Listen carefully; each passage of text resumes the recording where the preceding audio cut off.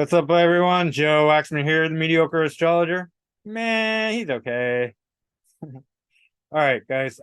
Today I want to look at the stationary planets in famous people, celebrity charts.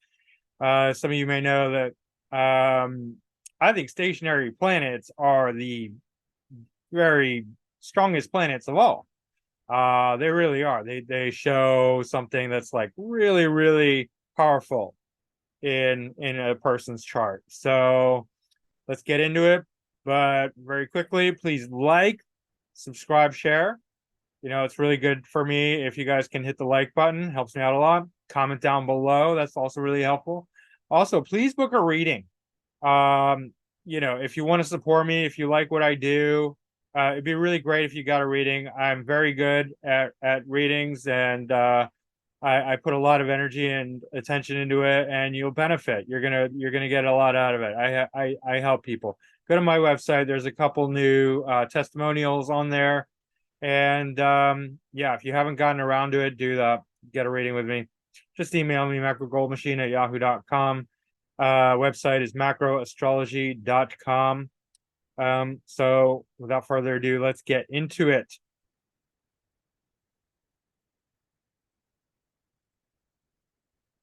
All right. So for sake of uh, clarity, organization, I had to divide it up into planets that are stationary. And first three I'm going to do are the inner planets, Mercury, Venus, and Mars. Then I'll get to Jupiter, Saturn, Chiron, and then the outer three planets. So I'll pause it and bring up the wheels individually, because otherwise it's going to get too chaotic. First we'll look at there's, by the way, just to give you an idea of how many, there's 63 stationary charts that I have to go through. So we're gonna move quickly. I'm not really doing a heavy analysis of any in particular chart. I'm just gonna point out the stationary planets and a little commentary about it. So first one is Steve Jobs. We all pretty much know that he was this, and I hope you can see this, but he was the smartest person in the room. Mercury in Aquarius, stationary, in the fifth house in Aquarius. So brilliant, along with Chiron, very unusual, different, out of the box thinking. Um, Pretty much veritable genius. I use a Mac, I use an iPhone. Definitely love Steve Jobs' work. Definitely appreciate him. And that stationary Mercury made him a genius, made him brilliant, right? Especially in Aquarius, right? For technology. And the Chiron, no doubt, also very much helped him a lot. Tony Robbins. Tony Robbins, by the calculation, is not actually stationary, but you could see if I pull up his chart, I got to show you this. It's very, very close to station. And because I like Tony Robbins so much, I added him to the list. And he's great. And if I just adjust that, how much percentage is considered station? See, it's 4 degrees, 4 degrees, 23 minutes per day. That's very, very slow, right? That's, I mean, it's faster than the outer planets, but slower than Saturn, right? So anyway, so excellent communicator. Tony Robbins, very brilliant. It's in Pisces, so he really understands sort of like the psychology and the spiritual elements of things, and he's really good. Egon Schiele. Egon Schiele is a brilliant artist. Maybe you don't know him, but I studied art. He does amazing drawings, and he's got that stationary Mercury in Gemini for that brilliant drawing capacity in the 11th house, but also conjunct Neptune and Pluto. Very powerful, very sexual as well. Really nice. If you like art, definitely check out Egon Schiele. Barbara Walters, excellent reporter, communicator, interviewer in Libra, conjunct Mars, right? Her ability to communicate with people is unparalleled. She was the master interviewer, right? She interviewed everyone, and she was the most celebrated, most famous. And that's, Mercury in Libra, dealing with people, relationships, ability to communicate.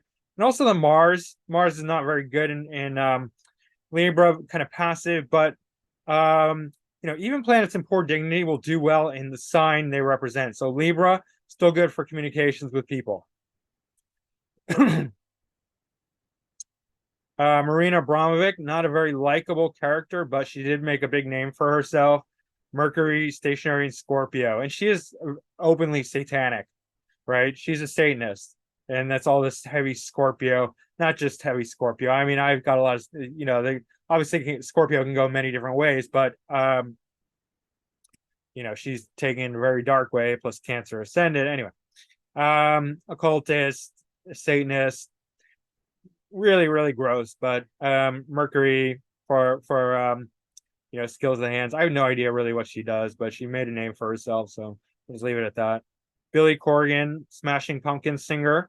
It's got Mercury and Pisces stationary in the sixth house. But Pisces for creativity, Mercury for communication. Mercury is his ascendant lord, so that's him. And I have mixed feelings about Billy Corgan. I feel like he's not a very nice person, but he's also very talented, right? It's actually a very similar chart to Kurt Cobain, so that's interesting. Honoré de Balzac. Honoré de Balzac. He was a writer.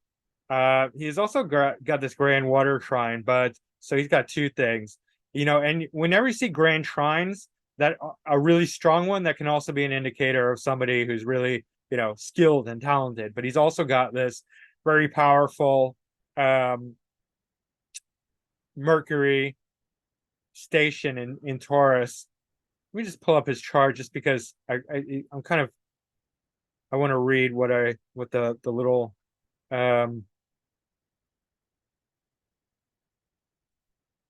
blurb I posted. French novelist and playwright. Okay. His work, much of which is sequenced from 100 novels and plays collectively entitled. Okay. So just an author, playwright, and Mercury in Taurus. That makes sense with North Node and MC, obviously. Yeah, very good. Peter Dinklage, the famous actor, dwarf. I was gonna say midget, but I guess they don't like that. Anyway, Mercury and Gemini stationary. He's probably a genius. He's literally probably a genius. I mean, third house, but for expression, second and third house, acting, expression, voice, communication, all that, very, very strong. Boy George, the gay singer, who actually my stepmother cooked for him. She knows him personally, and her brother. But in any case, Mercury stationary in the third house, Mercury ruling the second house, second and third cusp. So for singing, obviously, makes a lot of sense. It's in Cancer, so kind of soft, more feminine. And he's got a Venus and Taurus right on the ascendant or close to it from the 12th. But, so obviously Venus is strong. He's a man. He's gay. Very feminine. He used to dress like a woman before it was popular, right? So I always love like groundbreakers, people who break the system, who are just like unconventional. He was very unconventional. Jim Jones. Jim Jones was the cult leader, and you can see he's very powerful. Pluto, Jupiter in Cancer in the 7th, so really trying to control other people and believing it. Philosophy, megalomaniac philosophy, Pluto, Jupiter. But his Mercury is in Taurus stationary, extremely powerful ability to communicate, persuade others. I mean, you have to, right? He convinced a whole bunch of people, like 1,000 people, to move to his commune in South America, and then they drunk the Kool-Aid. That wasn't that was by force, by the way. Nobody was really wanted to die. It wasn't like he convinced them to all commit suicide, but he did, but not willingly. It was against their will. It was through threats of violence. He had like some gunmen who would have killed anyone who escaped. So anyway, just there's a bit of uncertainty, wrong associations about that. People say the wrong thing, like that he convinced they were all willing to do it. They weren't willing, at least from what I read. Anyway, JFK. And I hope you guys can see these charts well enough. But he's got Mercury stationary in Taurus in the conjunct the eighth house cusp. But yeah, pretty much. And so powerful communicator. We all know that.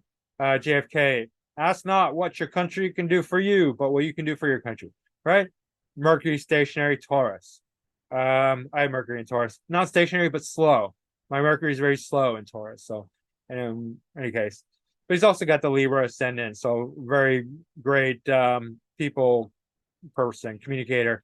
Also, Libra ascendants have Aries on the descendant, so they can be very inspirational. Aries is inspiring. So is Uranus. Anyway, yeah. And then Mercury is ruling. I know I'm not doing like a complete breakdown of all the charts, but some I do, some I don't. Ninth house, so very high-minded, philosophical. And 12th, something creative or mystical, and also Virgo moon.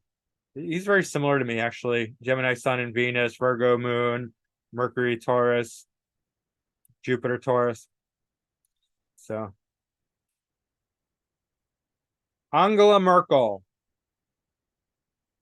Also, I mean, I don't personally like her much, but powerful communicator. I mean, she did, she became the PM of Germany.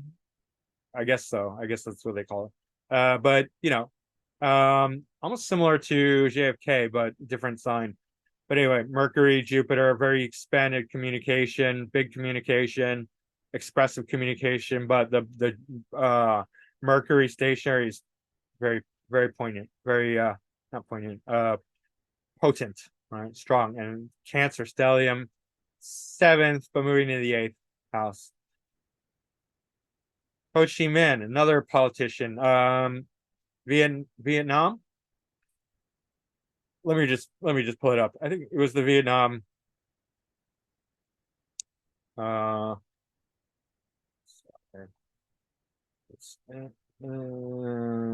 is it? Here. Was a Vietnamese revolutionary statesman who later became PM and president of the Socialist Republic of Vietnam. He led the Vietnam independence movement. Okay. Socialist. Heavy Gemini with Mercury and Gemini. Pretty much conjunct the second house cusp. Well, let me expand it just a little bit. Yeah, you can see here. And it's like Gemini stellium. Followed by Taurus. Anyway, Pluto, Mercury, Venus, Mercury stationary Gemini. So very smart guy, obviously. And powerful communicator, second house, Mercury, Gemini stationary. Michelle Pfeiffer, beautiful, beautiful woman, great actress, powerful career, excellent career, acting career. And she got Mercury in Aries. Mercury's her ascendant lord. Okay. And what else? It's not really ruling a cusp, but disposing her moon. So it's herself in the 11th house. So popularity, career success, communication, expression, very strong. Natalie Portman, another female actress, very talented. And she's got that really nice grand air trine, but Mercury stationary, exactly conjunct Venus. Excellent for creativity and artistry, but also communication. Very beautiful communication, right? She's great. She's a great actress. Nobody says anything bad about her, as far as I know. Everyone loves her. Why wouldn't they? She's good. And it's kind of 8th house, and she's got her sun in the 8th house too. Scorpio rising. I always think about the Saturday Night Live. They did 2 shorts with Natalie Portman where she's like, how she appears like kind of dainty and soft, and then she's like doing that hardcore rap where she's really angry. I'm not gonna impersonate it because I can't even remember it, but it was awesome and hilarious. What you gonna do, Natalie? She starts cursing and stuff. It's funny. Bhagwan Sri Osho Rajneesh. Now he's the only one out of all of these that have 2 stationary planets. What a legend, and what a troublemaker too. He was a genius, no doubt.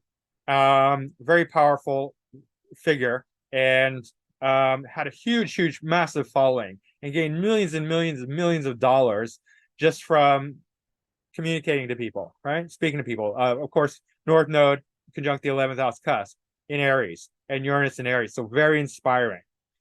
Uranus in Aries in the 11th, very inspiring to the community. And 11th house is community, right? So he attracted this big community around him, was a very powerful leader, exceptional communicator, Mercury in Capricorn, stationary, and then Neptune in Virgo, stationary. And there's the exact trine between the two, which is even insanely powerful, right? Mercury is exalted in Virgo, so it's like dignifying this Neptune. And then Neptune stationary, not exactly in great dignity in Virgo, but because of the Mercury, this ability to understand the spirit world, the esoteric, the mysticism, highly evolved. That's why he could get away with so much, so much, right? Really, even beyond what was healthy, right? And he got himself into a lot of trouble. Jeremy Renner, great actor, very powerful, does some great roles. And Mercury stationary, almost conjunct the MC, but in the 9th in Sagittarius. So obviously not in great dignity in Sag, but the stationary makes up for it. You know, I don't care. I care less that it's in a poor dignity sign than stationary. Stationary is more powerful.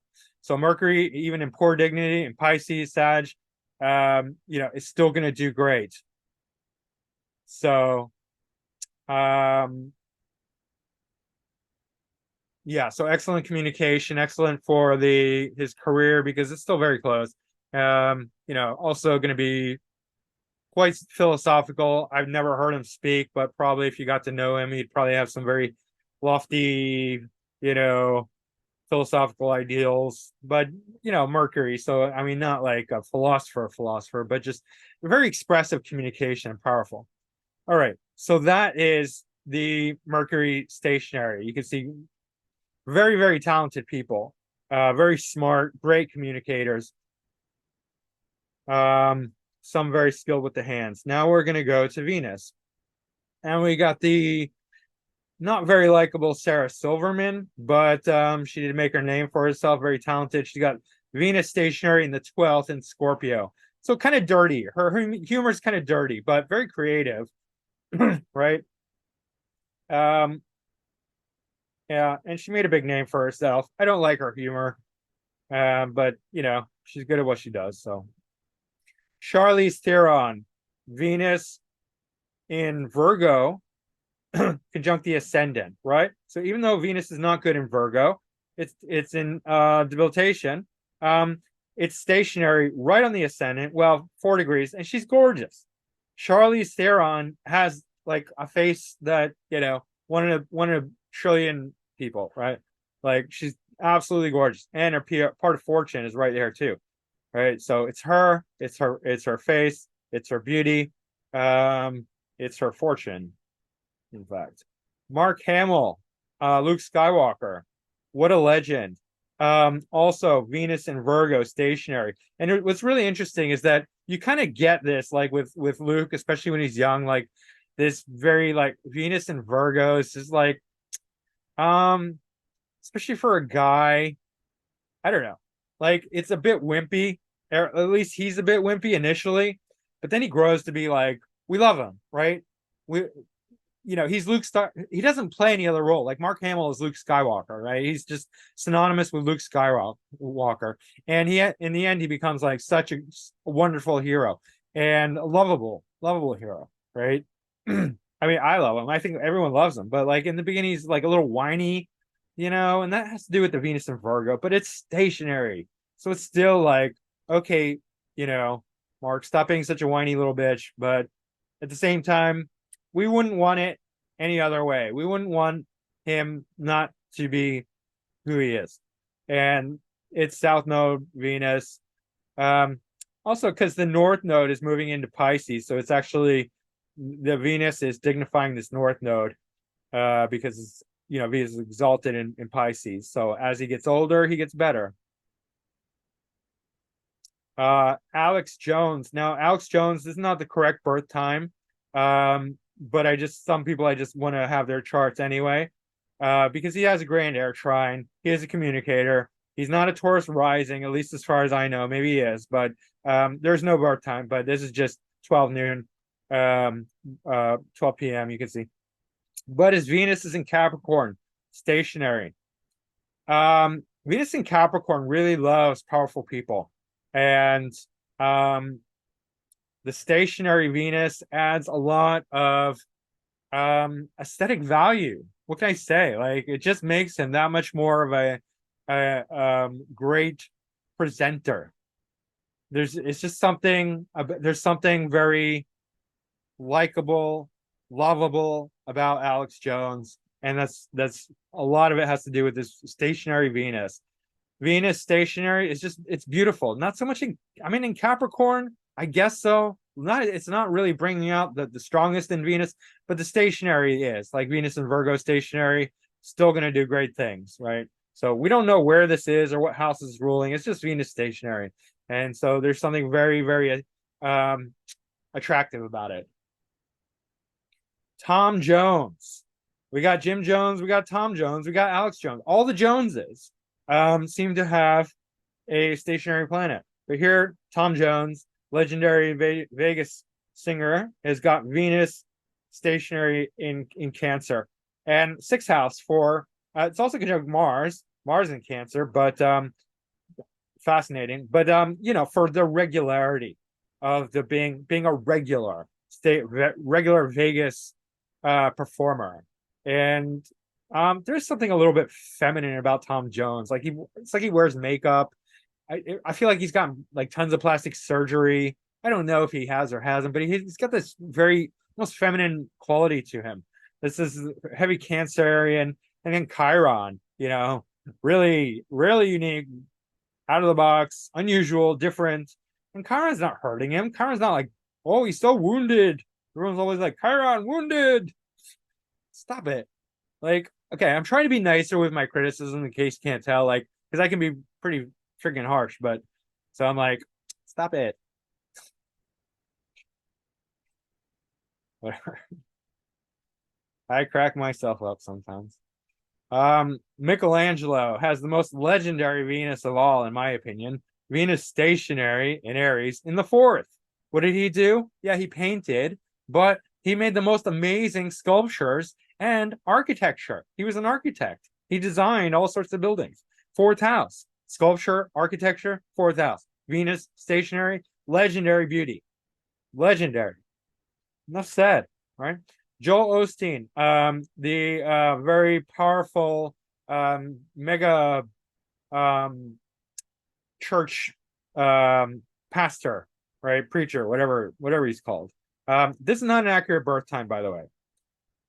See, it's 12 p.m. So we don't know his birth time, but he also has this grand air trine. Almost like Alex Jones. I'm probably born at right at the same time. Which is amazing. And he also has Venus stationary. Hold on, let me check. Are Joel Osteen and Alex Jones basically twins? I never put that together before, but we're gonna find out here. Here we go. February 11th, 1974. Wow, I did not know that. And look how different they are. It's freaking amazing. Both incredible speakers, very talented. Joel Osteen is obviously more religious, Jupiter, Sun, but Aquarius. And then where's Alex? Alex Jones is more the conspiratorial side of Aquarius, not the religious side. Although he's kind of religious too. But Alex Jones is more Aquarian. Joel Osteen is more Jupiterian. Isn't that amazing? They probably have different rising signs, and that's probably makes all the difference. I mean, I'm sure of it. But very similar. That's fantastic. Amy Winehouse. And by the way, Joel Osteen is like a multi-millionaire, like tens and tens of millions. I don't know. Maybe even hundreds. Who knows? Amy Winehouse. legendary singer. And I have so much respect for Amy Winehouse because she's not just a, ditzy pop singer. She wrote her own songs. She played her guitar. Go watch her early videos. She's playing guitar, right? And she's singing. She's singing her own songs. Like she's the real deal. And she had a vision of combining um, jazz and hip hop, right? And she did phenomenally doing that. And she got Mars conjunct Venus stationary in Leo, fourth house, but third whole sign house. So really, really powerful, amazing. Um, Venus is ruling. It's not really ruling that is the fifth whole sign house, not cusp there. But it is the 12th cusp, 12th whole sign house, 12th cusp. So very much 12th. So the creativity from the 12th and the fifth creativity, fifth house creativity as well. In the fourth, but third whole sign house. So yeah, very powerful, very passionate, right? And very beautiful. Not necessarily beautiful looks, beautiful energy. I mean, she kind of had it like she's got like this, like, I mean, she is beautiful when she's younger, but as she got older, she got more like thin and bony and aggressive, due to the alcohol and drugs and all crazy lifestyle. But she was beautiful when she was younger, but very passionate. All right, now we're going to go to Mars. And first off is Marvelous Marvin Hagler. He was a boxer, but let me just pull up the little blurb just to familiarize myself because he's kind of old school. Um,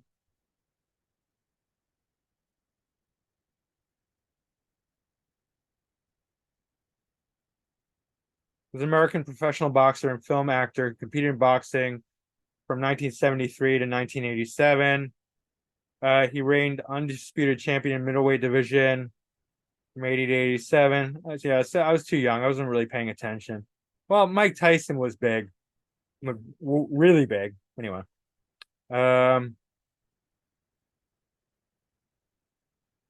so anyway, highest knockout percentage of all undisputed middleweight championship. So Mars stationary. I mean, isn't that obvious? In Capricorn, exalted Mars stationary Capricorn with North Node. I mean, come on, give me a break. Um, that's brilliant, and it's ruling the seventh in Scorpio, obviously, and 12th. Interesting. 12th for I think you said he acted. So performance, acting. 12th is not really, well, 12th would bring in a martial element, sort of like Bruce Lee. So like something even more spiritual or intuitive to his fighting. So that's interesting. Perhaps he was drawing on heightened intuition to see ahead, get the intuitive knowledge of what his opponent was doing. All right, FDR, Mars and Gemini conjunct the MC in the 10th house. Mars ruling the third house. So excellent communication and leadership. Mars stationary makes an excellent leader, powerful leader. He's considered one of the best. And eighth house also. He's considered one of the top presidents. James Joyce, brilliant writer, very powerful. In Gemini, stationary in the sixth, so very academic, hardworking. And then Mars is ruling the third cusp, fourth whole sign house, but third cusp. Also relating to a fourth whole sign house, his hometown, which he wrote all his novels around Dublin, right? They were all centered around Dublin. He was an Irish writer, so obviously that. But Gemini for writing, third cusp for writing. And his writing also depicted a lot of physicality, like poverty and very dire conditions, things like that. Carl Jung, in Sagittarius, with in the 11th, so very high-minded, abstract, community-oriented. Mars ruling the MC, the career, and the third cusp, intellect and writing. So powerful leader, philosophical, Sagittarius, career, writing, intellect, leadership. Makes a lot of sense. Paul Klee. Paul Klee was an artist, not very well known, but an artist nonetheless, and a famous artist. And he has this really powerful mutual reception between Venus and Mars, where Mars is the ascendant lord, right in the seventh in Taurus. Excellent for an artist. Mars being very physical, sixth lord. So, the daily grind, hard work. So ascendant lord in sixth house. Also very competitive, sixth lord in the seventh, but conjunct Neptune in Taurus. So more creative, opposite Venus on the ascendant, so artistic, creative. Shia LaBeouf, also Mars in Capricorn, stationary, and Shia LaBeouf actually has a very powerful anger. I know, like he's like punched people out before. He really shows, you know. But let's see. This is actually very bad for this Venus. Yeah. Um, and he's abusive because if you have a powerful Mars opposite a planet, especially that's one that's vulnerable, because Mars is violent in Cancer, aggressive towards Cancer, right? It's because it's in poor dignity towards Cancer. So this shows this Mars is very strong. Here's opposition to somebody weak. It's attraction to his fist. It's like, this is like his fist. This is a vulnerable person, and that's what he does. But it could be worse. Like this could actually be violent, right? And I'm not surprised. I wouldn't be surprised if one day Shia really snaps and really hurts somebody. That's unfortunate. Venus is the eighth lord, so that's intimacy. And it's women, and Venus in Cancer. That's also so. He probably likes really rough sex, and I wouldn't be surprised if he hits girls. So, yeah, unfortunately, that is what my interpretation of that. But it's also ruling the second house in the 11th. So popularity, speech, communications, powerful communicator.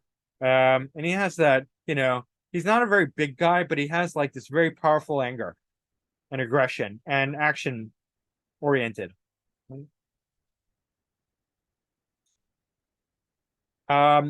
Sulamith Wolfing, you probably never heard of her. But I'll pull up the little blurb I wrote about Sulamith Wolfing. Was a German artist and illustrator. Her ethereal and enigmatic works depict fairy tales or mystical subjects. Blah blah blah blah blah. Theosophists' parents, angels and fairies. All right, so let's see here. All right, Mars is stationary in Virgo in the second house. So second house for the adornment. If you look at her art, I've seen her art. It's very adorned. It's very pretty and ethereal. And Virgo is very refined. So if somebody has Mars ruling it's ruling the MC, and so her career, and it's not really ruling the cusp, but most of the fourth whole sign house. So early childhood. So mysticism from the early childhood. All right. And then also Chiron is conjunct her Jupiter and Venus and also Uranus. And so Chiron makes her brings out the weirdness in her art, making her art very strange and odd, but very powerful at the same time. Mars is trine Mercury, also for skills of the hands, Mercury. And that's a mutual reception, in fact, because of the exaltation. Mercury is exalted in Virgo, Mars is exalted in Capricorn, and it's a trine, so it's very powerful. Renee Zellweger, famous actress, right? Mars stationary in the fourth, also conjunct her part of fortune in Sagittarius. Mars is ruling the eighth house, and she does have like a lot of sex appeal, right? But that's also Venus conjunct the eighth cusp. So Venus, sorry, eighth cusp and third cusp, communication. In the fourth. Um, I don't know. I can't really relate it to the fourth, except maybe early childhood, like growing up. Maybe she had early success as an actress. Um, but in any case, it's still ruling the third and the eighth. So powerful, like sexual communication, like something very alluring about her. She has real. She's not like tremendously beautiful, but she is like kind of powerful and seductive. She also has Pluto in the first, conjunct Jupiter. So huge sort of aspirations, philosophical aspirations, megalomania. I like to think of Jupiter conjunct Pluto as megalomania. But yeah, that's it for these. And I'm gonna pause it and be right back with um Jupiter, Saturn, and Chiron stationary. So back. We're gonna do the middle three planets. Jupiter, Saturn, and Chiron. All right. Chiron's not really a planet, but it's an important body. So we'll talk about it. All right. Queen Camilla, Mr. Charles, King Charles's chosen wife, superseded Princess Diana. Now she's got Jupiter and Scorpio in the fifth, but it is the fourth pole sign house. And that definitely makes sense when you consider that she inherited a whole bunch of land. I mean, as queen, you know what I mean? Like castle and houses and cars and whole bunch of and Jupiter expansion and Scorpio, probably not very clean, something underhanded. Uh, you know how Scorpio is. It takes rather than I mean, Scorpio, there's many sides, but on the lower level, it definitely like takes what it considers his shared resources, hers in this case, I guess. Jupiter is ruling the sixth and the ninth cusp, interestingly enough. But it's the whole sign house, so inheritance. And then Scorpio for sort of inheritance kind of thing.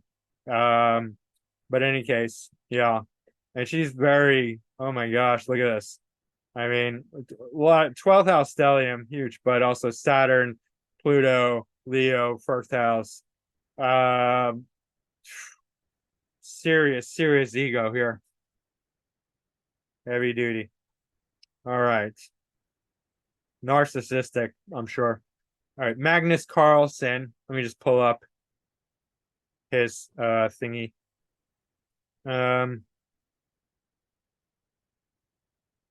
He was a chess master. Norwegian chess grandmaster who is the reigning 5-time world chess champion. He was the reigning 4-time. Okay, blah blah. Chess prodigy. Did a lot of chess stuff. Won a lot of chess awards. Chess master. Jupiter stationary in the 11th, so high-minded, abstract thinking. Bringing in that Aquarian vibe of the 11th house. It's in Leo. But then also Pluto and Scorpio in the second, so very strategic, deep, penetrating kind of knowledge and awareness here in the second house. Jupiter is ruling the sixth, so very academic, studies a lot, and third for the intellect, dispositing the Sun and Venus. Venus is the ascendant lord. So, yep. Brilliance, for sure. Tom Cruise. So we know, like, famous actor, of course, and like this grand water trine, which is part and Jupiter in Pisces conjunct Chiron stationary is part of it, fifth house. And we know about his involvement with Scientology, right? So that's Jupiter, Chiron, Jupiter stationary. His belief is very powerful. Like I've heard interviews where he's like, delusional or not, he's like, there was a car accident, and he's like, I knew I was the only person in the world that could help this the person in the car. So it's like, oh my God, like, dude, get a hold of yourself. But yeah. It's Jupiter in Pisces, and it's in domicile stationary. It's very powerful. It's fifth house, it's entertainment. So but it's also religion. So that's his religious beliefs. Ralph Waldo Emerson, brilliant, brilliant writer, philosopher, um, naturalist. Jupiter in the 12th in Virgo, stationary. Jupiter in Virgo is not great, but stationary. It's very powerful. It's in the 12th, right? So the Virgo really lends itself to writing. So he was an academic. He could write these brilliant, brilliant essays, genius level, beautiful, highly refined. That's 12th house Virgo, but this Jupiter stationary. Jupiter is ruling the third cusp and the sixth. So very intellectual and academic. And esoteric from the 12th, and highly philosophical. Margot St. James, let me just pull up her thing. She was a sex educator.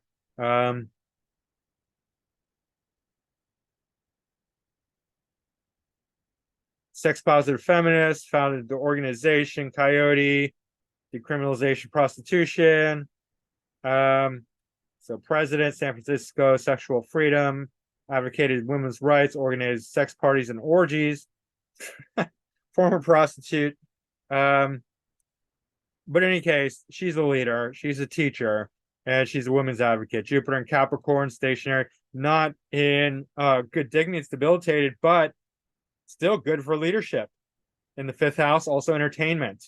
So leader, teacher, organizer, and entertainer. For sure. No need to belabor that one. Donald Trump, everyone's favorite ex-president. Some say he's the current president. To some people, he is. But Jupiter's stationary in the second, and he's a rich man. What can I say? He's multi-billionaire. Yeah, he's not like the richest, but so what? Like, he's got billions, multiple of dollars. Like, come on. I've got like $5. So, he wins. But his Jupiter is also conjunct Chiron and Neptune. And I just want you to take note of his appearance. Everyone talks about his appearance. Well, that hair, the way he dresses, that's all seen here. He's got the stationary Jupiter in Libra. So with Chiron and Neptune. So Chiron for the very unusual way he looks, but Jupiter for the excessiveness, and Neptune also for the Neptune and Jupiter have a kinship with each other. Jupiter's very expansive. Neptune also is, but it's even more nebulous. So there's something. He's also very generous. Like, he actually, if you're just looking for facts, he's donated lots of money to help people who need it. And then Jupiter is also mutual reception with Cancer. Cancer is not in good dignity, but because of the Jupiter Saturn mutual reception, it actually works. So yeah, so that's his speaking ability, his communication, like his voice. You see how his voice is like very soft and buttery, but it's also his appearance and his wealth, and his also Jupiter in Libra. He wrote The Art of the Deal. I think that was one of his books. Negotiations. It's also coming into his third cusp, so it's strongly dealing with communication. Purnima Waugh, she's not very well known, but she was. There was recent and I can't remember how I got her birthday, but I did. Doctorates in virology and immunology, 20-year career as a laboratory researcher. She did all sorts of tests on SARS-CoV-2 to isolate the virus and couldn't find it. But to this date, nobody has isolated the virus. People try to debunk her, but they always try to debunk the scientists who are going against the status quo. And I'm on their side because the status quo is dishonest and lying, especially these days. Like, they are corrupt as can be, right? Absolutely, 100% lies, right? So anyone who tries to discredit her, I'm like, well, you guys are lying. I know she's not the only one. I mean, that's the thing. It's like there's tons of people who've done this similar kind of stuff. But anyway, she's got Jupiter stationary in the fifth house in Sagittarius. So fifth house, ninth house. So like education, right? Jupiter. Jupiter's ruling the eighth. So research. She's a scientist. Jupiter's ruling the eighth and the fifth. Duh. So yeah.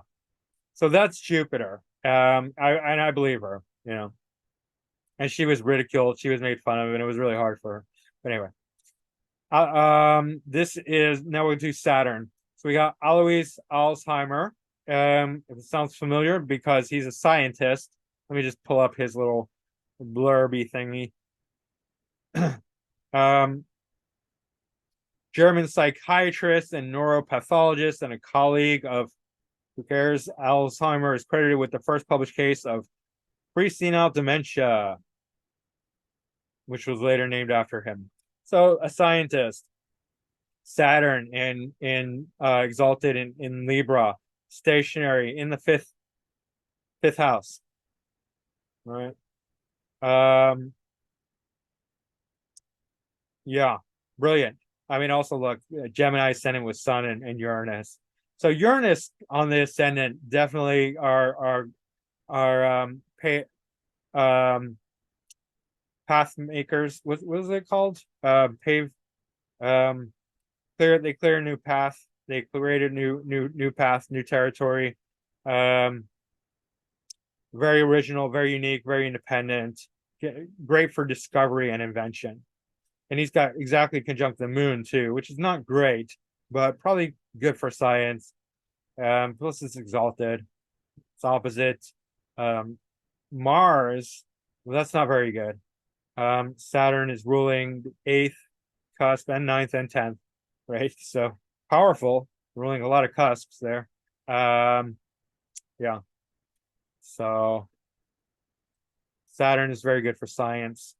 Also for discipline, Lance Armstrong in Gemini, stationary.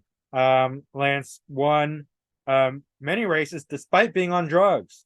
You know, that's quite an accomplishment. Most people can't do anything when they're on drugs. And he won a whole bunch of Tour de France's, but he's got the Neptune, Jupiter, 0 degrees Sagittarius in the first house. Scorpio wants to win by any means, by hook or crook, right? It doesn't really matter because Scorpio's above the law. It's above Libra. Libra's here, Scorpio's here. Scorpio's above the law. It doesn't really care. Plus, when you have Jupiter exactly conjunct Neptune at 0 degrees in Sag in the first house, you're going to do all the drugs. All of them. Right? And he still won races despite all that. So that's largely due. I'm being facetious, just in case you can't tell. Obviously, these were performance-enhancing drugs, not the opposite, but it's still funny. Anyway, Gemini for the short distance travel. Gemini's hands, but still, Jupiter's thighs, big old muscly thighs. Anyway, discipline, stationary Saturn. Saturn's ruling the third short distance travel and third whole sign house. Not really a cusp here. Anyway, let's keep going. Chevy Chase, hilarious. I love it. Who doesn't love Chevy Chase, right? And he's got this grand air trine, right? Virtually, it's not tight, but still. And Saturn is stationary in Gemini. Hilarious dude, like absolutely. But he's got like all 3 air signs. So communication, humor, it's brilliant. It's brilliant. And he's got Leo MC and North Node in Leo. So Jupiter and Pluto. So very powerful. He's got the best one of the best combinations for comedy. And he just screams comedy. This is written all over him. And let's see, Saturn is ruling the third cusp, so communication, fourth, early success in the eighth. So this might be something a little bit dirty about Chevy Chase, drugs, alcohol, women, things like that, but we forgive him. Cyndi Lauper, great singer in the 80s. Girls just want to have fun and a whole bunch of other stuff. Saturn, exalted and stationary. That's the ascendant lord. And the 12th lord. So creativity and her in the conjunct Neptune, highly creative planet, exalted, stationary. Brilliant, right? And that is also in the eighth house. Ninth whole sign house, because it's air, right? And she actually has all three air signs represented, not a grand air trine because of the degrees, but also she was very fun and very light. She had that punky vibe, very lighthearted and fun, right? Girls just want to have fun. That's air. Air and fire. Fire is MC, right? Even though Scorpio moon, so like certain depth and intensity, but still very fun and light, very yeah, and long lasting career, I guess. I mean, Saturn should be long lasting. So anyway, Betty White, also Saturn exalted in Libra, stationary, conjunct the North Node in the second quadrant, moving into the third house, close to the third cusp, third whole sign house. And she was a pioneer, a woman's pioneer for television. She got the Pluto in Cancer generation, the generation where women really stepped up and took powerful leadership roles. And she not only acted, she directed and produced and wrote and did everything for her TV shows. And we see the sixth house activation here with the Ascendant Lord and Sun in Capricorn, conjunct Venus in the sixth house, right? So a boss lady, hard at work at her TV shows, doing everything. Betty White lived to 100. And Neptune, of course, in Leo, right on her ascendant. That's excellent for being an actress. All right, so those are the Saturn stationary ones. Now we'll go into the Chiron. Now, Jean Castex, you probably don't know who that is. I don't really know who that is. French politician, PM, but it's got a stationary Chiron, conjunct Saturn in the sixth. How does that relate? Don't really know. Probably don't really care that much, but I just thought I'd throw it in here. It's got a grand water shrine, so probably something unique to him. I don't know. I'd have to do a lot of work to find out, or some work, but I didn't do any work because I'm lazy. I'm not really that lazy, but when I don't have to, I don't want to. All right. Sugar Ray Leonard, a boxer. Chiron and Aquarius with Mars. Chiron conjunct Mars in the third. So third house dealing with skills of the hands. This probably has to do with a unique ability in the way that he fought. It is conjunct Mars, right? And it is house. So that does relate to like his punching, right? So he's going to be a very unique puncher, unique hitter. All right, that's enough. Don't really have to belabor that one. Bob Saget, a very, very unsavory guy who got his karma, got beat to death, bludgeoned to death, probably because he was such a creep, right? And all the stuff that he said about the young twins, the Olsen twins who were on his TV show. I mean, really disgusting guy, and his humor was equally as disgusting. And he's got a Scorpio rising with Saturn. It's the second and third lord, conjunct the ascendant. But Chiron doesn't rule any houses. It's in the third house, right? It's in Aquarius.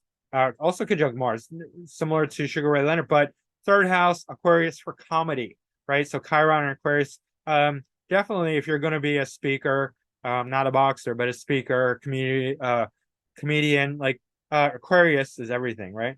All three air signs are everything, and he's got all three air signs represented, and fire as well.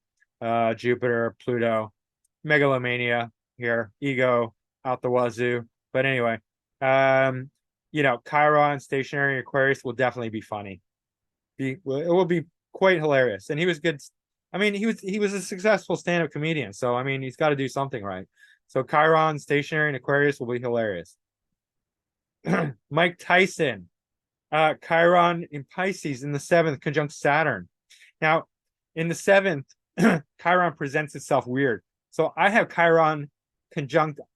So I have Chiron opposite Uranus, which he also has, but he's also got the Pluto. For a little further in the 12th. But anyway, yeah, and his Chiron's not exactly opposite Uranus either, but mine's very close. Chiron in the seventh or conjunct the descendant shows somebody who's weird in communication with others, who's weird in relationship with others, who has weird relationships, who attracts weird people to them, right? And all of these things are true about me. I'm a bit weird, a bit different. But because I do so many videos, I'm trying to iron it out, make it a little less weird, but I'm still a little bit weird and awkward. Mike Tyson presents himself very weird, right? He's got that tattoo. Of course, he's oh, by the way, no, I'm completely wrong here. I just realized there's no birth time for Mike Tyson. I'm sorry. This is not correct. I was trying to now I feel foolish. But anyway, Mike Tyson does present himself weird, and he's got that list. So Chiron is doing something to him, and maybe this is it, but I don't know. And I doubt it, but I don't know. It's hard to say. Of course, we can't just guess his birth time, right? But this would be a fitting birth time because Mars is conjunct the MC, right? Anyway, whatever. Yeah, Mike Tyson does present himself quite oddly. But anyway, Chiron's in Pisces. So I probably shouldn't have even included Mike Tyson in this. But anyway, this could be on the ascendant for all I know. But the ascendant-descendant axis reflects one another. But he does have that weird, very strange vibe. It could be a Scorpio rising. It's very scary and intimidating. But anyway, it's all just speculation. So I will be back with the outer three planets, Uranus, Neptune, and Pluto stationary. 1 second.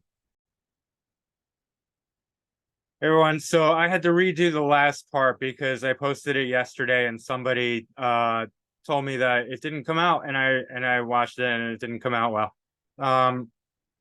So here it is. The three outer planets stationary. No worries, just gonna edit the final document and paste it together. No big deal. All right, so we are going to start with Uranus. And we have Bernard Arnault. Now, oh no, not Arnault. Arnault, oh no. I just have to open up his file just to read.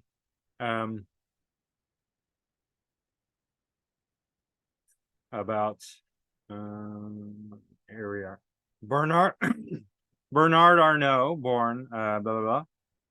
A French billionaire, business magnate, and art collector, Arnault is the chairman and chief executive of LVMH, Moet Hennessy, Louis Vuitton, blah, blah, the world's largest luxury goods company. He became in April 2018. He became the richest person in the world. Yeah, he was also in 2019 the richest man in the world. All right. So Bernard Arnault, and I hope you can see this well enough. Somebody said they couldn't see them very well, so I'll try and blow them up. Uranus stationary in the 11th house in Gemini, and Gemini also for the multiplicity of ventures that he is presiding over. Uranus stationary. There's something fundamentally different about people with the outer planets stationary. They are meant for bigger, grander things.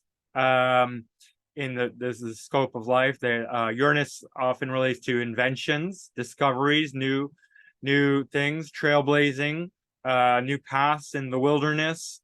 So yes, all sorts of things like that.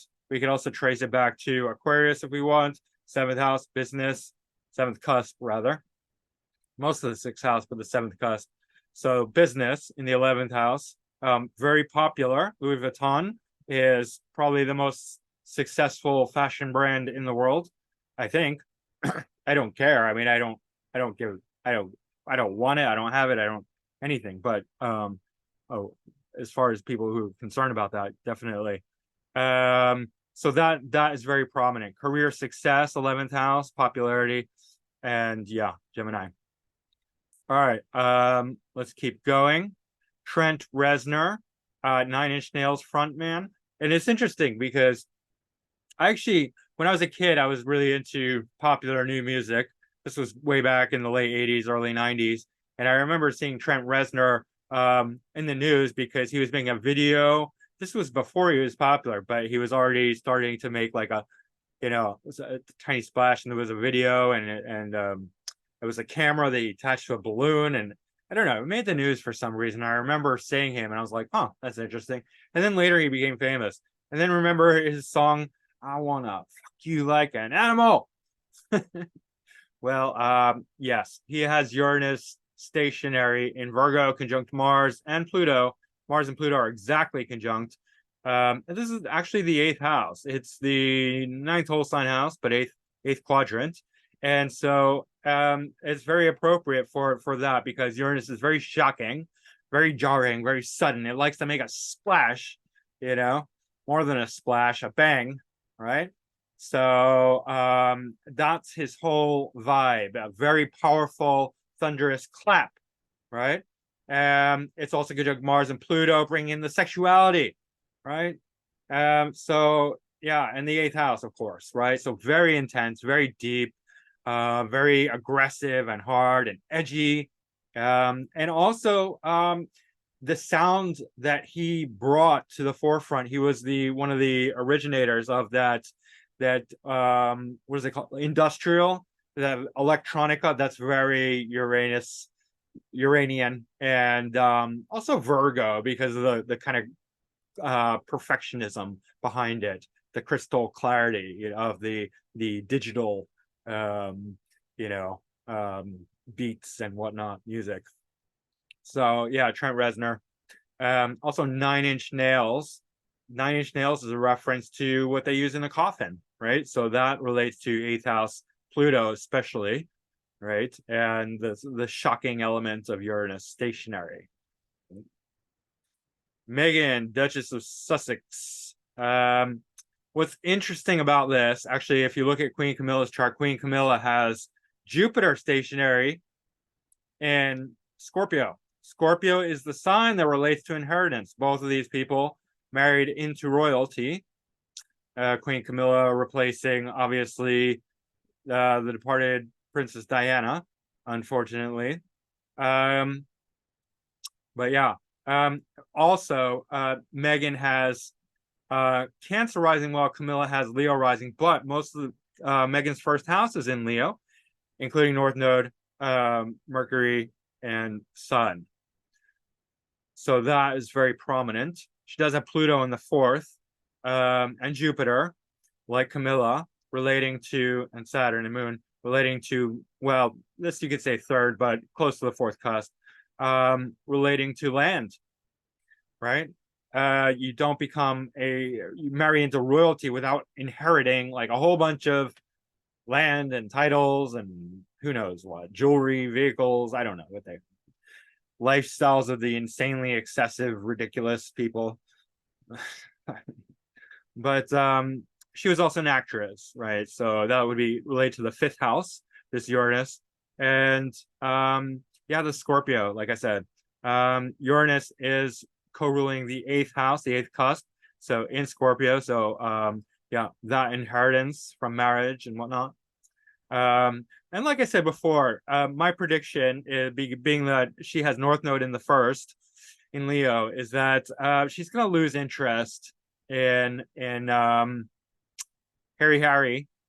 That's how I remember. I'm not really making fun of him. He's the one with hair, so he's Harry. Because she has North Node in the first house. It is conjunct Mercury, however. Mercury is ruling the 12th and the third. So that's definitely a friend. So she can hang on to a friend. So maybe they'll be friends. The Sun also, and Sun is ruling the second house. So wealth, riches, value, stuff like that, self-worth. But North Node in the first really kind of, especially with nothing in the south, nothing in the descendant, the south node. It to me, my guess is that she's going to get tired of that relationship and want to leave him. Probably not without taking a huge fortune with her.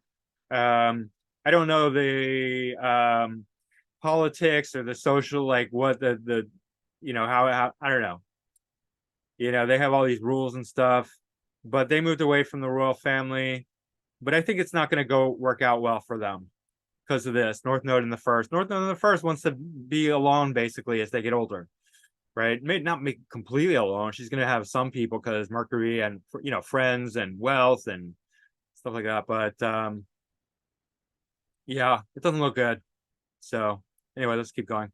Abraham Lincoln, um, very famous but controversial president because I read about him, and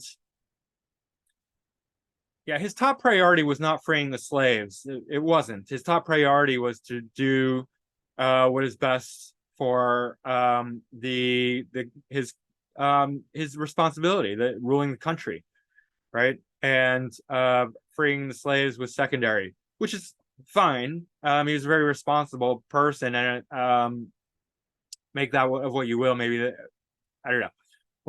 Whatever your opinion of that is, that's fine with me. I don't care. But Uranus represents, among other things, politics and social awareness, right? You see this a lot with very political type people and socially aware people. And obviously, there's something very destined with North Node conjunct Uranus, with the Uranus that's stationary in the 10th whole sign house. It's the 9th house. So he's being very philosophical, very high-minded. He obviously, I think he's a lawyer, so he is very studied, but he's coming at it from a very ideological perspective, right? He's not being sentimental or emotional or even trying to be like a very, I guess he is, well, his politics are coming first, and his role as a leader is what his priorities were. And I think he even stated, like, if we're best for the country to not free the slaves, then that's what he would have had to do. But at the same time, I believe he was a humanitarian and he did want to free the slaves. So that's what makes sense to me. And I just want to show you something really interesting here. Like I pointed out, Joel Osteen and Alex Jones are basically twins. They're born on the exact same day, and they have a similar theme going. Joel Osteen is more on the religious front. They probably have as a different ascendant. We don't have birth times for either. And Alex Jones more on the conspiratorial side of things, but they have exactly the same chart otherwise, except for the rising sign. Maybe the moon is a little bit different, but Abraham Lincoln and Charles Darwin, exact same day, exact. And so let's look at the moon. That would be the only differentiator.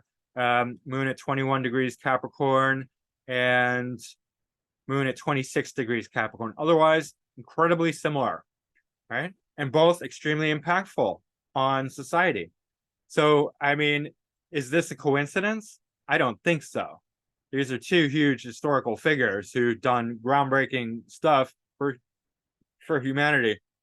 Now, I don't think Charles Darwin is the end-all be-all as far as his work on or theory on evolution. I think there's part of the equation for sure, but it's pretty intricate. Nobody has the whole picture.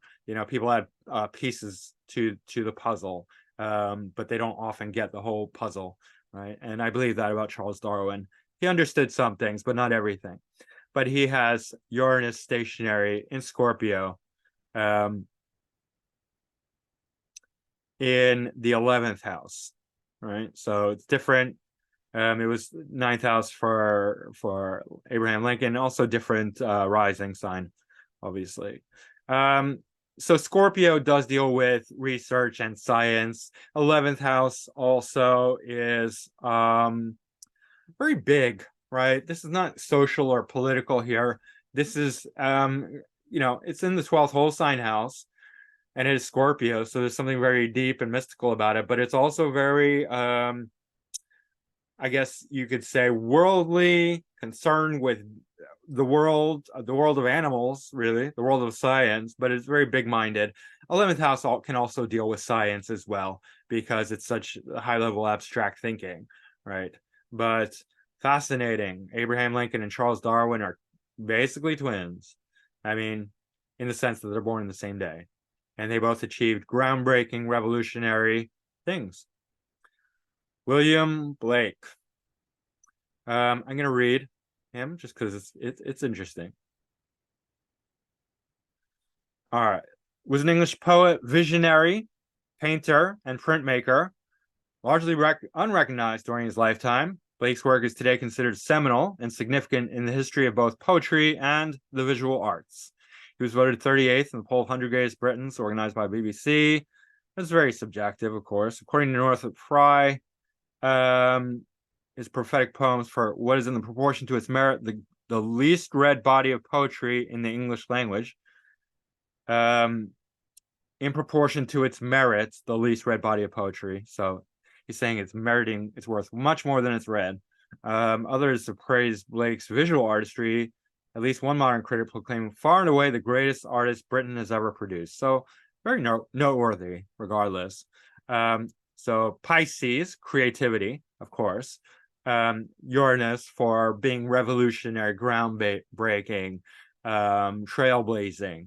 Right, ninth house, very high-minded, philosophical, advanced, very high-level Sagittarian, stuff they would teach in college type stuff, very collegiate, educated, right.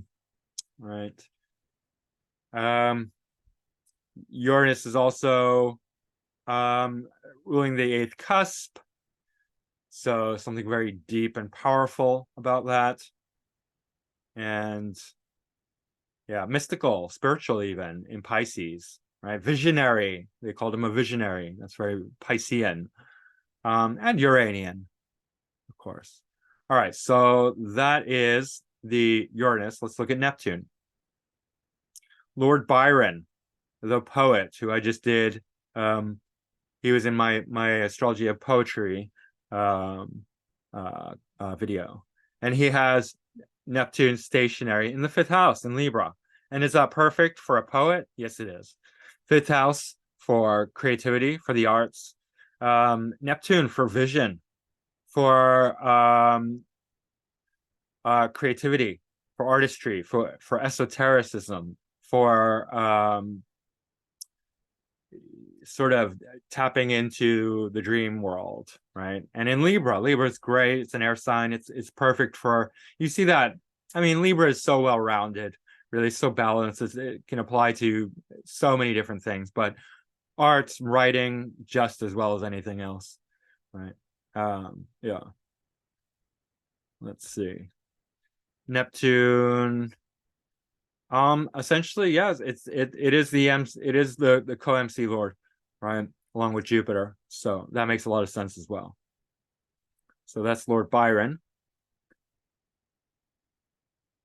William Lilly.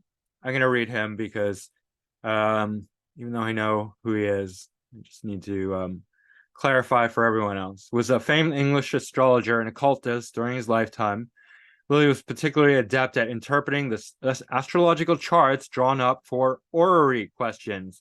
An orrery is just when you ask a question and you draw a chart, you pull the current chart at the time you're asking the question. And it's a form of divination, like the I Ching, like tarot.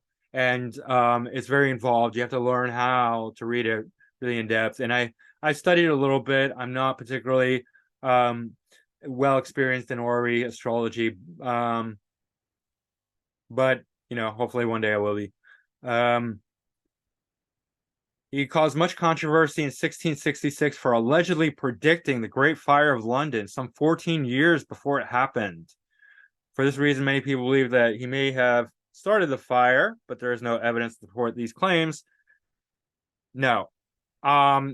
With a Neptune in Neptune station, this guy is astrologically psychic, you could say, right?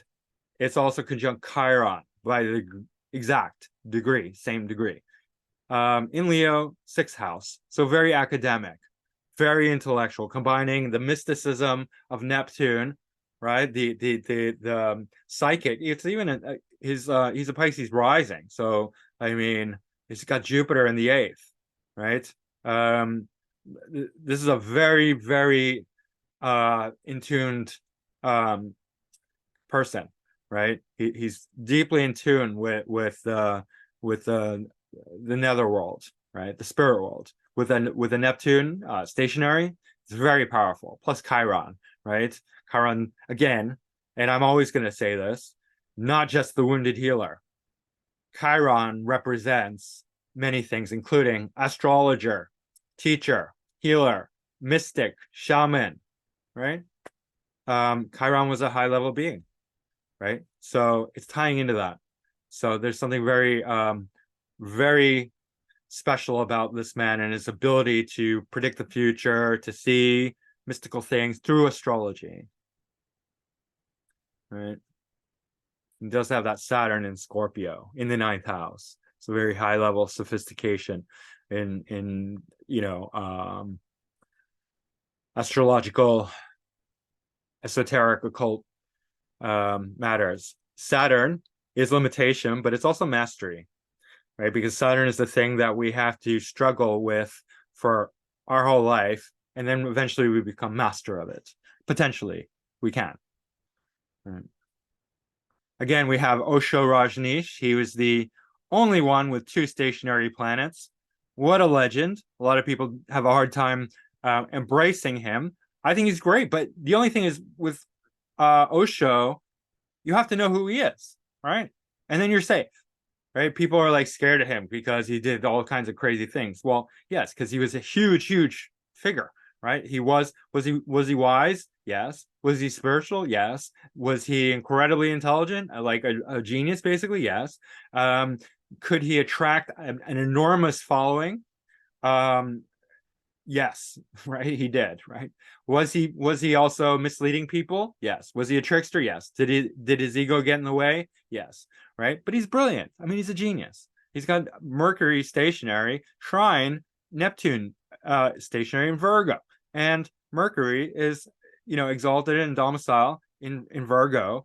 Exactly trine by 1 degree, this Neptune. This is brilliant. I mean, this is absolutely brilliant. Like, I've never seen anything like this, but all charts are unique, of course. But this is like really, I mean, it just shows, it's a testament to who he was and his success and mark on the world. I mean, you have other spiritual leaders who are virtually unknown, right?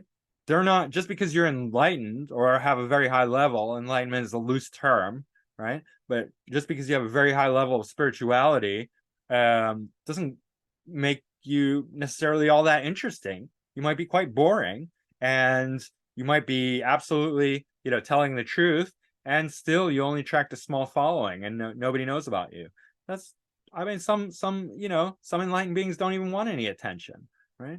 But he did all kinds of crazy stuff. You can read about him. He got into nasty things, and some of the things that he says are like he's got like this monkey mind, like he's playing tricks on people, right? So you have to be aware of that. But it doesn't mean he's a bad person. It just means he was very powerful, and he was playing a big game, and he got himself into trouble. So I mean, just understand, don't judge. Some people are like, "Oh, he's so bad." It's like, forget about it. Forget about it. Anyway, let's keep going. Colonel Harlan David Sanderhurst. I mean, KFC. Would you ever think that, you know, um, the guy who founded Kentucky Fried Chicken and people like Lord Byron and Osho Rajneesh were in the same camp? Well, apparently they are. I mean, he has Neptune stationary, conjunct Pluto, and widely conjunct North Node in the fifth and sixth house. Sixth house more for Gemini, more for the regularity, the everyday of like the restaurant, the fast food. That's more of a sixth house thing because we eat food every day, right? So we're talking about something very sixth housey. Especially a fast food chain where it's like completely automated. The consistency is what really fast food is about. You have the automation, which produces the same result every single time. in every single location. That's why you can go to any KFC anywhere in the world, and well, I guess different countries will have slightly different, but in the same country, you're going to get the same exact thing, right? Any time of year. And that's where they really excel. So that's very much a sixth house thing. But I guess he also had this vision, right? Neptune is sort of the imagination, the vision, right? The very powerful vision. He was a pioneer, right? A trailblazer in his area. And so that requires a very powerful vision for something as simple as fried chicken, right?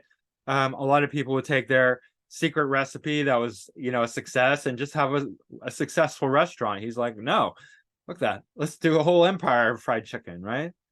So, that's why we have KFC. And I've never, ever had a KFC ever. And I don't want to. I don't eat fast food. I don't like fast food. I like real food. All right. Now we're going into Pluto, the heavy hitters. Guys, these are like some of the biggest people ever, right? Spiritually. Like Johann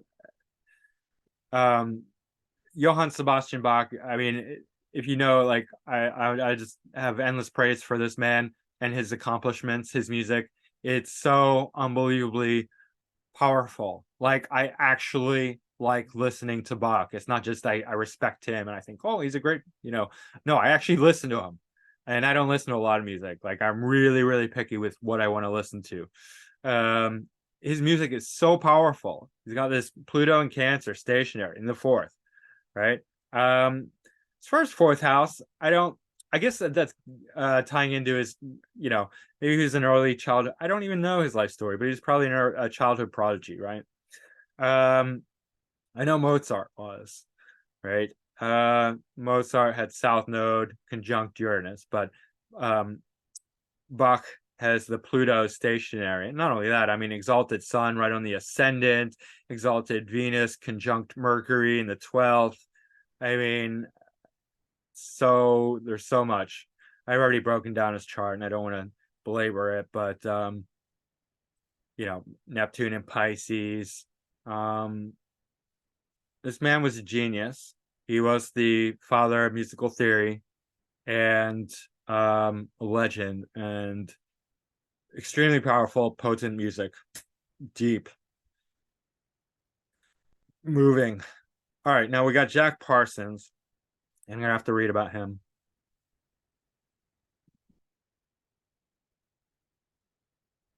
Jack Whiteside Parsons, or John Whiteside Jack Parsons, born Marvel Whiteside Parsons, was an American rocket engineer, Pluto, and rocket propulsion researcher, chemist, and Thelemite occultist. Pluto. These are all Pluto. Thelemite occultist means following the teachings of Aleister Crowley, who called his philosophy Thelemite, which it's an early form of Satanism, basically, because it's like or a parallel to Satanism. I don't know. I mean, maybe there was something called Satanism before him. I don't know when officially. I mean, I know Anton LaVey was the one who popularized it, but anyway. Yeah, it is basically following the ego instead of the soul. If you want the real simple definition of what Satanism is versus true spirituality, Satanism means exalting the ego rather than the soul. Because in Satanism, it's you as an individual person are trying to achieve godhood or something like that, right? They worship themselves as the highest power. You hear people talking like, the Klaus Schwab types and like the Yuval Noah Harari. We are gods now.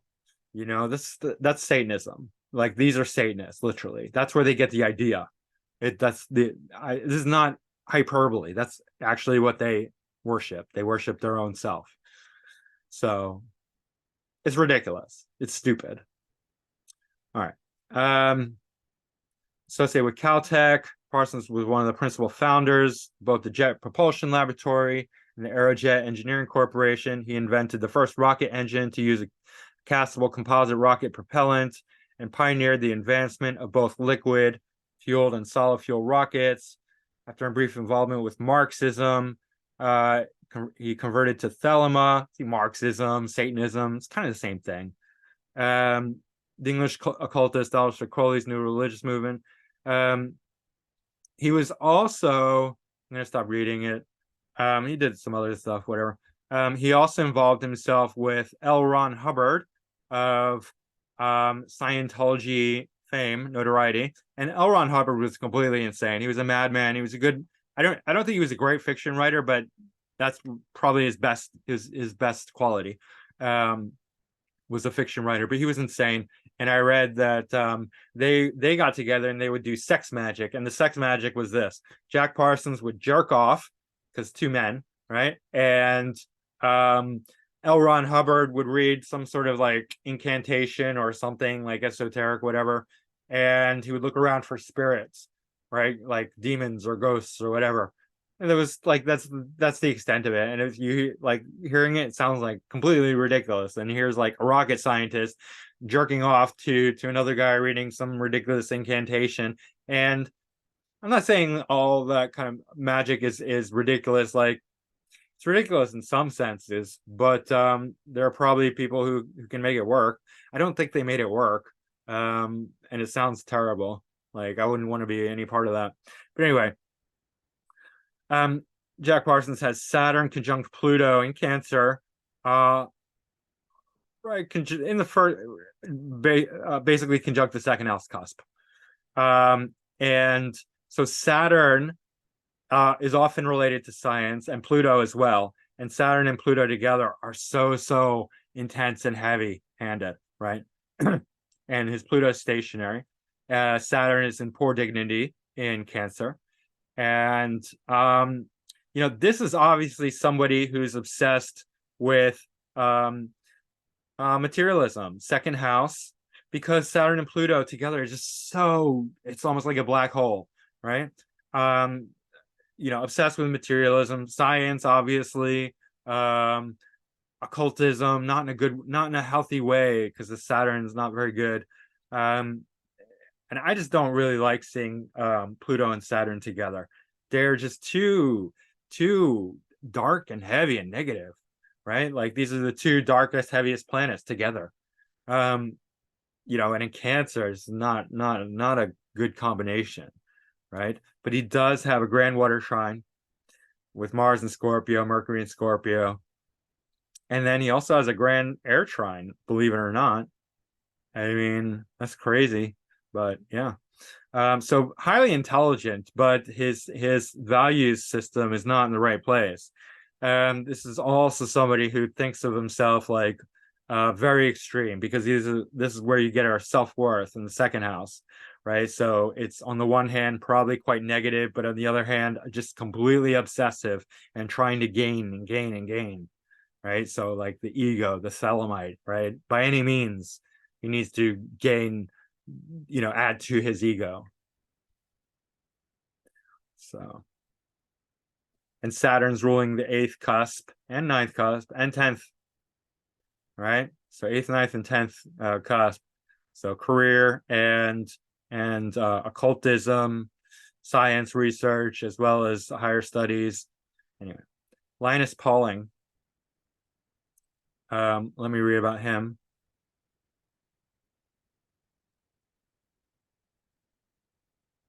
All right. Was an American scientist, peace activist, author, and educator. Is considered the most influential chemist of the 20th century and ranks among the most important scientists in history. Pauling was one of the first scientists to work in the fields of quantum chemistry, molecular biology, and orthomolecular medicine.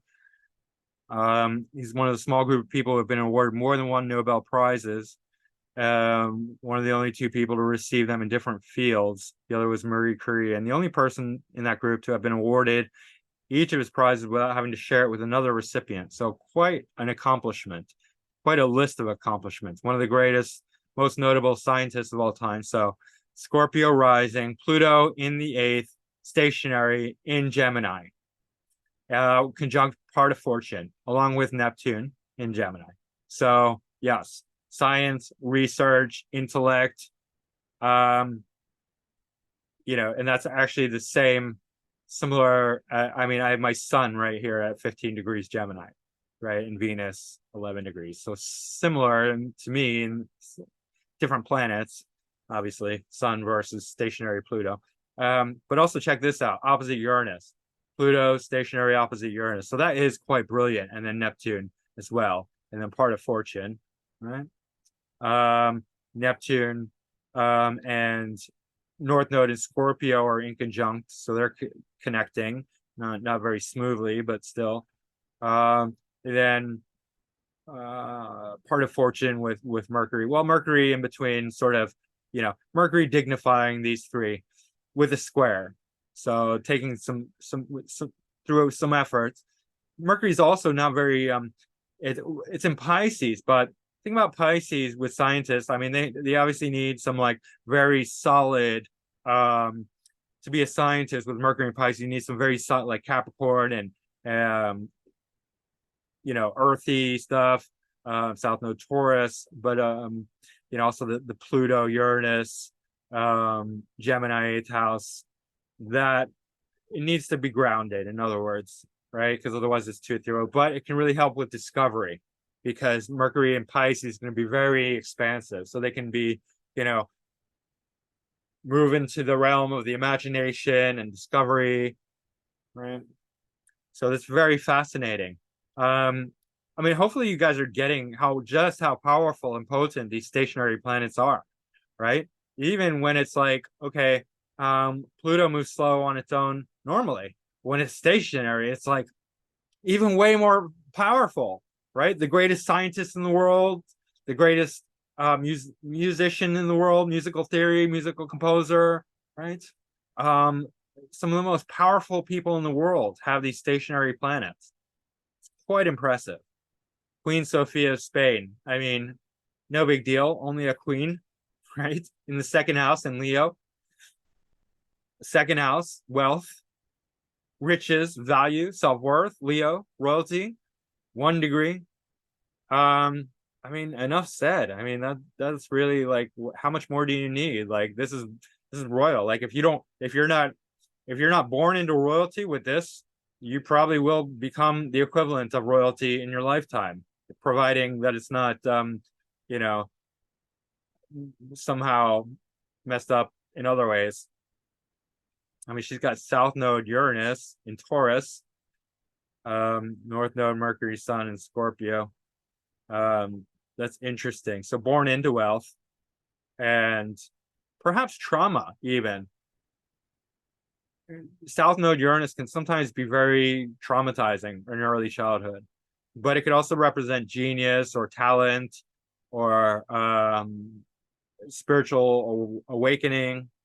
And so I have no idea about her life, but this is very telling of the power which she wields with the royal Queen of Spain. So I mean, that's pretty damn powerful. And the riches, the wealth, Leo, royalty. Yeah. And that's actually basically mutual reception with the sun, because Pluto's in the sign of the sun, sun's in the sign of Pluto. Of course, Mars plays in there, but the still having some mutual reception. So that's second, third cusp, second house, third cusp, with fifth house, sixth cusp. So interesting. I mean, if we're just looking at the planets, it would be second, fifth. Some power, entertainment, heavy entertainment, scorpionic entertainment. Children, playing the role, performance, being in front of this front and center with the spotlight. That's very fifth house. But heavy-handed with Scorpio. So I don't know. This woman, it probably has a very huge ego tripper. I mean, she's the queen. I mean, you kind of have to if you're a queen, but like, it's like, I don't know. This feels quite heavy-handed to me. In any case, guys, that wraps up the stationary planets in celebrity charts, and this was a lot, but is well worth it and worth pointing out. And I'm gonna stop sharing here. And just to summarize, the stationary planets, by my interpretation, and a lot of other people, different people will say different things, but the stationary planets, as far as I can tell, are the most potent, the most powerful, the most dignified planets of all.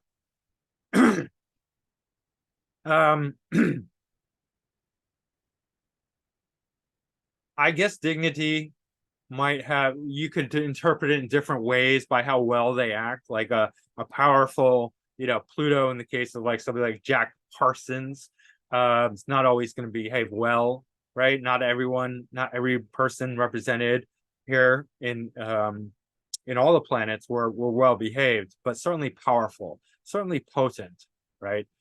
Dignity often refers to positive or negative, like how well a person behaves, right? I always look at the example of like, I think like Betty White has a lot of very dignified planets, and for something like Eminem has a lot of indignified planets. So you can see the difference there. Betty White's like, she behaves so well. She's just like, everyone loves Betty White, right? And then Eminem's like cursing and talking about rape and all kinds of stuff, horrible. But he's very talented nonetheless. In any case, guys, yeah, stationary planets are the most powerful, most potent, and anytime a planet goes station, retrograde or direct is said to be more powerful. I would take advantage of it. This coming Sunday, Jupiter and Venus are stationing. Venus is stationing retrograde, I believe, and Jupiter's stationing direct, but it's on the same day. So it's like extremely powerful. And Jupiter's in the sign of Taurus, which is ruled by Venus. So that's an even more powerful connection. So I'm going to start something early that morning when Venus is rising on the ascendant. Jupiter will be in the 10th, dignifying the, MC in the 10th house. And exalted Mercury, even though it's retrograde, will be in the 2nd house, dignifying the sun, and Venus will be in Leo. So it's a really nice dispositorship there, really powerful. The retrogrades are okay. Mercury retrograde can cause some hiccups and dilemmas. I mean, Mercury's retrograde right now, and I had this problem with my video, which is why I'm having to redo it. But I think there are more important factors to look at.